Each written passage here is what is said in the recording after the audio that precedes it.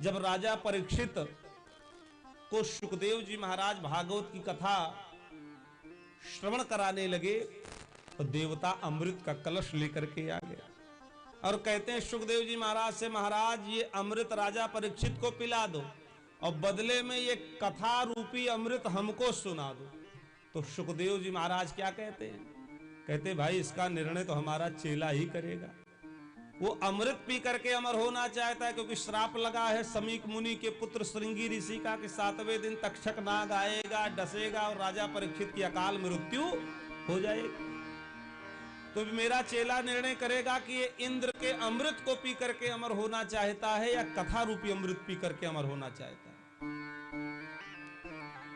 तो सुखदेव जी महाराज ने कहा, परीक्षित ये देवताओं के राजा इंद्र आए हैं और कहते हैं ये अमृत राजा परीक्षित को पिला दो महाराज, वो अमर हो जाए।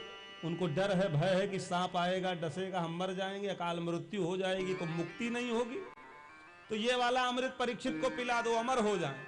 बदले में कह रहे हैं ये जो कथा सुना रहे हो इनको, ये कथा हमको सुना दो 7 दिन। अब बताओ तुम अमृत पी करके अमर होना चाहते हो कथा सुन करके? तो परीक्षित क्या कहते हैं? सर्वधर्मान परित्यज्य मामेकम शरणम ब्रज। हे गुरुवर, मैं तो सारी आसक्ति का परित्याग करके आपके चरण में आ गया हूं। अब सौंप दिया इस जीवन का सब भार तुम्हारे हाथों में, है जीत तुम्हारे हाथों में और हार तुम्हारे हाथों में। मैं तो सारी आसक्ति का परित्याग करके आपकी शरण में आ गया हूं। अब चाहे डुबाओ और चाहे उबारो, डुबा दो तब भी वाह वाह है, उबार दो तब भी वाह वाह है। तब सुखदेव जी महाराज बड़े प्रसन्न हो गए, आनंदित हो गए। धन्य हो राजा परीक्षित, मैं तुम्हारे समर्पण की परीक्षा ले रहा था, तुम्हारे शरणागति की परीक्षा ले रहा था कि तुम पूर्ण रूप से हमारी शरणागति को स्वीकार कर चुके हो या अभी भी राज्य पाठ का मोह तुम्हारे हृदय में विद्यमान है। अभी भी वो आसक्ति जो का परित्याग किए हो, जो राजपाठ का, वो आसक्ति तुम्हारे हृदय में है। लेकिन तुमने पूर्ण रूप से अपने आप को हमें समर्पित कर दिया, इसलिए मैंने निर्णय कर लिया है इस अमृत को पीने से तुम्हारा उद्धार नहीं होगा, कल्याण नहीं होगा। तुम्हारा कल्याण तो कथा सुनने से ही होगा। अमृत पी लोगे तो मरोगे नहीं, लेकिन मृत्यु भी भगवान का वरदान है। अगर सोचो व्यक्ति मरता न होता तो आज क्या स्थिति होती संसार की। ये भगवान की कृपा है, व्यक्ति जर्जर होता है, वृद्ध होता है, फिर इस शरीर को त्यागता है, फिर दूसरे में जाता है, फिर बालक बनता है, फिर युवा बनता है, फिर वृद्ध बनता है। जैसे पुराने कपड़े को त्याग करके व्यक्ति नया वस्त्र पहन लेता, उसी प्रकार ये आत्मा भी पुराने शरीर को छोड़ करके नए शरीर में प्रविष्ट कर जाती है। चारपाई पे व्यक्ति पड़ा पड़ा कराह रहा है, भगवान से कहता है प्रभु अब हमको ले चलो यहाँ से, बड़ा कष्ट मिल रहा है, बड़ा दुख मिल रहा है, अब उठा नहीं जाता, चला नहीं जाता, बोला नहीं जाता। बताओ उस कष्ट को कौन हरण कर सकता है? मृत्यु ही हरण कर सकती है। अगर उस व्यक्ति जो चारपाई पर पड़ा पड़ा कष्ट को सह रहा है, उसके लिए मृत्यु ही वरदान है कि नहीं है? उसका प्राण छूट जाए, भगवान के चरण में पहुंच जाए, वही उसके लिए सुख है, वही उसके लिए आनंद है। तो सुखदेव जी महाराज कहते हैं परीक्षित, मरना भी वरदान है, इसलिए अमृत पी लोगे तो मरोगे नहीं, लेकिन कथा अमृत पी लोगे तो शरीर तो भले समाप्त हो जाएगा, लेकिन कीर्ति तुम्हारी सदा सर्वदा के लिए संसार में अमर हो जाएगी। और कीर्ति यस्य सह जीवति, जिसकी कीर्ति विद्यमान रहती वो मर करके भी अमर रहता है। हमारे महापुरुष संसार छोड़ करके चले गए। मर्यादा पुरुषोत्तम भगवान श्री रामचंद्र जी त्रेता युग में आए, पूरे युग रहे और इस संसार को छोड़ के चले गए, लेकिन आज भी हम उनका स्मरण कर रहे हो। जब तक चांद सूरज तारे रहेंगे, जब तक दुनिया रहेगी, संसार रहेगा, तब तक हम भगवान का गुणगान गाते रहेंगे। वो नहीं है, लेकिन उनकी यश कीर्ति विद्यमान है, उनके चरित्र संसार में विद्यमान है। स्वामी विवेकानंद सरस्वती, आदि गुरु शंकराचार्य, हमारे देश के अमर शहीद चंद्रशेखर आजाद, भगत सिंह, सुभाष चंद्र बोस, ये लोग हैं हमारे पास, उपस्थित हैं। सब मर गए, संसार छोड़ के सब चले गए, शहीद हो गए, लेकिन उनकी यश कीर्ति संसार में विद्यमान है कि नहीं? जिसकी यश कीर्ति संसार में विद्यमान है, जिसकी महिमा गाने वाले संसार के लोग हैं, वो हमारे बीच में भले ना हो, लेकिन उनकी यश और कीर्ति सदा सर्वदा इस संसार में विद्यमान रहेगी। और वही जीव मर करके भी अमर होता है जिसकी यश कीर्ति संसार, जिसकी यश कीर्ति का गुण गाता है, जिसकी महिमा का गुण गाता है। तो सुखदेव जी महाराज कहते, परीक्षित, ये अमृत से तुम्हारा कल्याण नहीं होगा, इस कथा रूपी अमृत से तुम्हारा कल्याण होगा।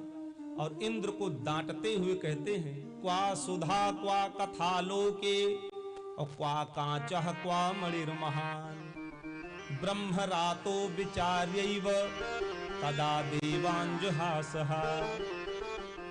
कहां तुम्हारा अमृत और कहां हमारी श्री राम कथा, श्री भागवत कथा। कहां तुम्हारा कांच के समान अमृत और कहां मणि से भी ज्यादा मूल्यवान हमारी कथा। मैंने विचार विमर्श करके देख लिया, इस अमृत से राजा परीक्षित का कल्याण नहीं होगा, इस कथा अमृत से ही परीक्षित का कल्याण होगा। इसलिए चले जाओ, हम बदले में तुमको कथा नहीं सुना सकते, इस अमृत के बदले में। इस अमृत से लाखों गुना श्रेष्ठ सर्वोत्तम ये हमारी कथा है। और देवताओं के राजा इंद्र निराश होकर के अमृत ले करके लौटते हुए जा रहे हैं और यही कहते हुए गए कि धन्य है ये मृत्यु लोक के प्राणी, धन्य है संसार के ये भक्त जो एक जगह पर बैठ करके मन कर्म वचन से भगवान की कथा सुन लेते हैं, सुनते हैं। अरे भैया, ये कथा तो देवताओं के लिए भी दुर्लभ है, देवता भी अमृत देने से भी इस कथा को नहीं सुन पाते। निराश होकर के इंद्र यही कहते हुए गए, धन्य है मृत्यु लोक के प्राणी, ये कथा अमृत से भी ज्यादा श्रेष्ठ है, अमृत देने के बाद भी मुझको कथा सुनने को नहीं मिली। और बंधुओं, आप विश्वास करो, ये कथा केवल मृत्यु लोक में ही होती है, इस संसार में ही होती है। बैकुंठ में कथा नहीं होती, साकेतपुरी में भगवान की कथा नहीं होती, स्वर्ग में ये कथा सुनाने वाला कोई वक्ता नहीं है, बैकुंठ में कोई कथा सुनाने वाला वक्ता नहीं है। ये कथा केवल मृत्यु लोक में ही सुलभ है। जब 13,000 वर्ष तक अयोध्या के राजपाट को करके, राम राज्य की स्थापना करके, मर्यादा पुरुषोत्तम भगवान श्री रामचंद्र जी संसार को छोड़ के जाने लगे, तो सारी अयोध्या को अपने साथ ले चलने लगे। हनुमान जी बगल खड़े थे, हनुमान जी से कहा, हनुमान जी आप नहीं चलोगे? हनुमान जी ने कहा, सरकार चलने की तो बड़ी इच्छा है, लेकिन मन में एक शंका है, उसका समाधान कर दो। भगवान ने कहा, क्या शंका है?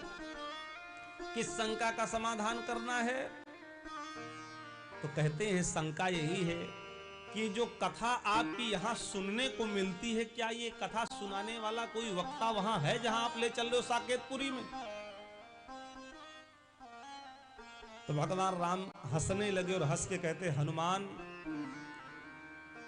वहां तो जो इच्छा मन में करोगे वो वस्तु तुमको उपस्थित मिलेगी, लेकिन मेरी कथा सुनाने वाला कोई कथा प्रवक्ता वहां पर नहीं है, इसलिए कथा वहां नहीं होती। और तो मेरा दर्शन होगा, साक्षात्कार होगा, भजन होगा, कीर्तन होगा, सब कुछ होगा, लेकिन कथा सुनाने वाला कोई वहां पर उपस्थित नहीं है।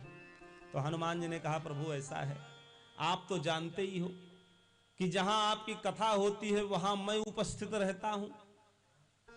रामचरित सुनबे को रसिया और राम लखन सीता मन बसिया। यत्र यत्र रघुनाथ कीर्तनम तत्र तत्र कौन श्री हनुमान जी महाराज। जहां जहां भगवान की कथा होती है वहां वहां हनुमान जी महाराज उपस्थित रहते हैं। हनुमान जी ने कहा, प्रभु वहां कथा सुनाने वाला कोई कथा प्रवक्ता नहीं है, इसलिए मैं वहां नहीं जा सकता।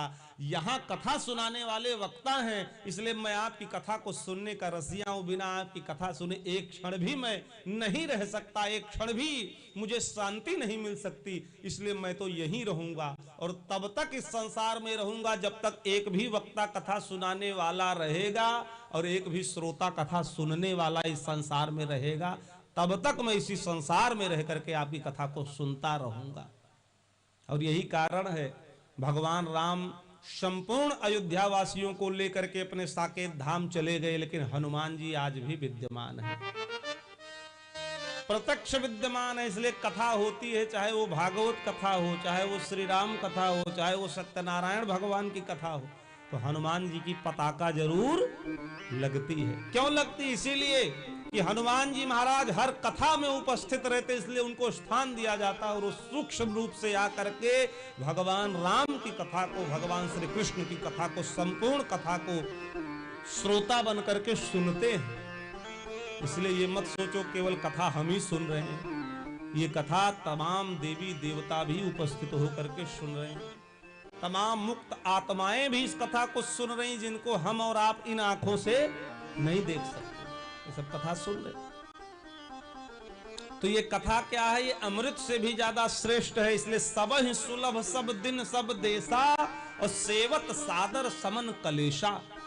जो इस कथा को श्रवण करता है, सुनता है, उसके जीवन के सारे कष्ट, सारे क्लेश दूर हो जाते हैं, समाप्त हो जाते हैं। तो ये कथा क्या करती, अमृत प्रदान करने वाली ये कथा है।